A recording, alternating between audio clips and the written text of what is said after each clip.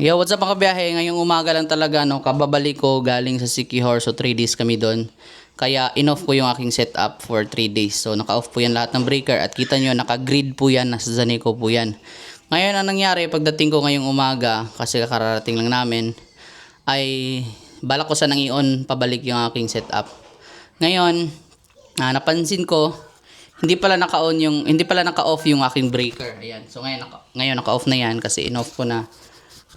Tapos hindi ko na pala na-off yung breaker ng battery. Ngayon ang nangyari, na low bat to. So ito na yung pangalawang beses na low bat yung battery ko. So pero nung una na fix ko naman kung paano gisingin yung BMS niya. Ngayon, actual ko tong gagawin kung paano to gigisingin. At ang kailangan ay battery. So lead acid to na battery. Ayan, sa sasakyan namin. Tapos dapat meron kang multi-tester. At saka meron kang, ayan, meron akong dalang wire dito, 25mm, yung ano nito, kalahati nito. So, 25mm po yan. So, ang gagawin ko lang dito is parallel ko to, negative to negative, positive to positive. Pero para safe, tatanggalin din natin tong ano, yung ano niya, yung tornilyo niya, no, para safe. Tanggalin. Yung natira niya, ayan. Klaro ba? So, 8 volts na lang yung natira, kaya ayaw niya mag-on. So, nasa mga 11 volts. Kaya yung pag 11 volts pwede na siyang ma-on. Yun yung yung ating inverter. So dahil 8.5 siya, 8.15, so hindi niya kayang i-on yung ating inverter. So ko siya diyan at saka diyan para meron siya nakaabang na voltmeter para makita natin yung voltage niya kung tataas ba. So ayan, hindi ko na diyan ipapakita. So ikakabit ko na to sa baba. So negative, sabi yung negative dito. Ayan, nabaliktad pala, muntik na. So, negative, negative, positive, positive. So, tingnan natin yung voltahe niya.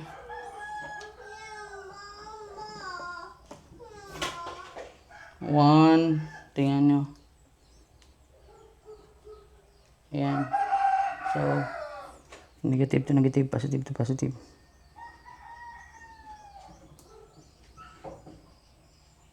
Nating aabot siya ng ano. So, pangsaglitan lang to, kaya hindi naman masisira yung ating battery. Para lang makapag ano na siya. Tapos pag aabot na siya ng voltage na pwede nang ma-on yung ating battery, ay yung ating inverter, ay pwede na po siya nating tigilan para i-continue na lang yung charging sa solar.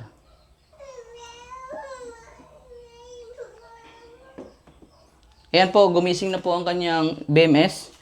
At kung kita nyo, kanina 8.15, ngayon 11.35 na siya.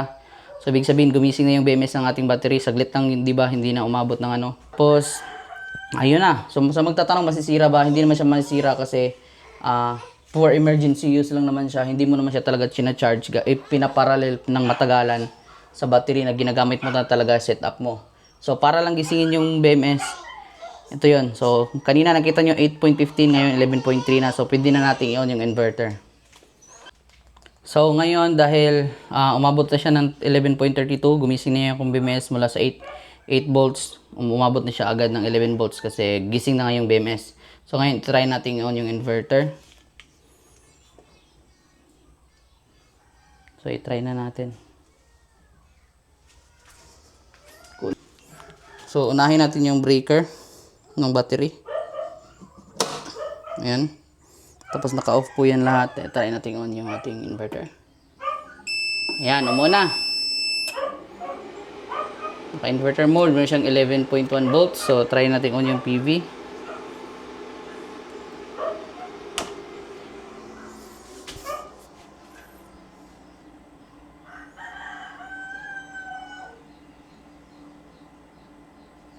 Tutunog pa yan. Ayan. Ayan, dalawang tunog, dalawang ano. Tapos ayan, charging na po yung ating, ayan, kung pansin nyo, naka-charge na po siya. Ayan, nag-charging na gamit ang solar. Tapos i-on natin yung, naka-manual pa po yan, so hindi po yan mag-flick. So i-charge ko muna yung battery bago gamitin.